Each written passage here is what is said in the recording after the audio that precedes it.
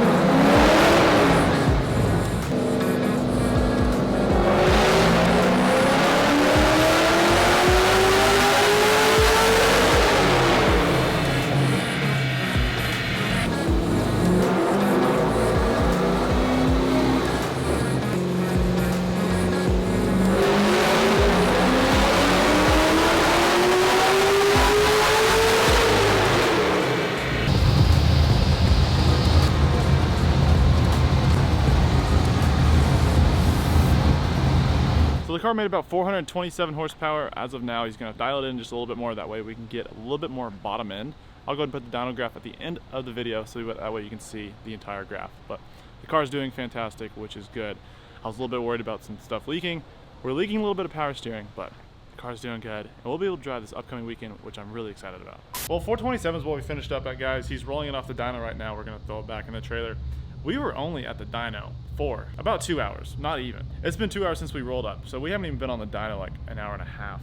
And we're already done, which is really relieving because last time I was out here, we were on the dyno for like 6 hours because we kept running into little issues. If you missed that video, I'll link that right here, so make sure to go check it out. I just took the S13 for a bit of a rip. I must say it drives really, really good. Now, if you don't follow me on Instagram, this car's been having so many issues, and I've been fighting it since day one, since I've owned it.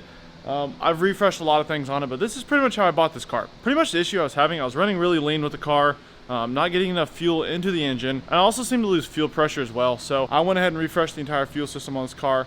I think the filter was really what kind of did me in. We got a fresh fuel system. We got some Detroit stuff in the car now. I went ahead and threw everything I could at it, and then we were running rich. So once we were running rich, I knew that we were good as far as mechanical goes, and we can go ahead and start diagnosing it as the tune. Hence me going to the dyno today and getting this thing squared away.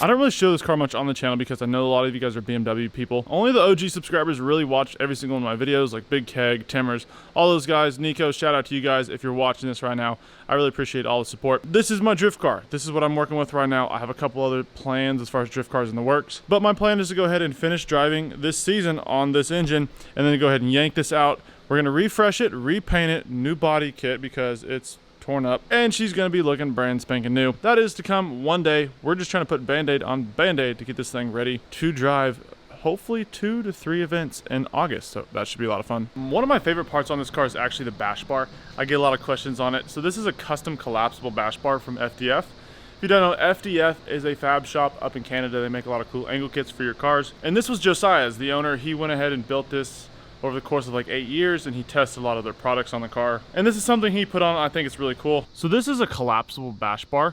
As you can see, there's a little coilovers right in the middle. Pretty much how it works is if you tap a wall in the end, it will go ahead and collapse in, coil, and then bounce right back off the spring, which is really, really cool. And it looks cool, and people always come up, ask questions, take pictures, kind of wondering what the setup is about. So this is a little bit of the updated fuel system in the car. I went ahead and repainted this top cover of the fuel cell, along with got a fresh cap because the old one was leaking. So that is taken care of. Also got a new pump inside the same old looking heat sleeve. Brand new Detroit pump.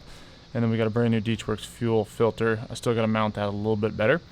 Went ahead and got some new wiring involved. I didn't have time to heat shrink it. It's in there, it's looking good, and we got a fresh battery and some terminals. So we're doing a little refreshing. We're kind of trying to move our way along with the car, keeping it alive, and getting things hopefully a little bit more reliable. One cool thing about this car, it actually has an AccuSump system. That's what this little canister in the middle is. Pretty much how it works is it's always pushing oil pressure through this line into the engine. For some reason, if it sloshes to the side on the oil pan or we lose oil pressure due to something, we are going to have some oil pressure inside this canister pushing against the motor, always keeping it supplied. It also prevents dry start, so I go ahead and crack this valve. I'll go ahead and crack this valve right here before I start the car, and that way we can have full oil pressure through the motor without it currently running, and then turn it on and we got good pressure. One last little note I want to leave with you guys is when I pull this motor out, I do want to actually go ahead and redo all this front assembly and these accessories. So these AN lines are custom radiator and cooling system. It's electric water pump whenever I bought the car, but also it has like a custom power steering,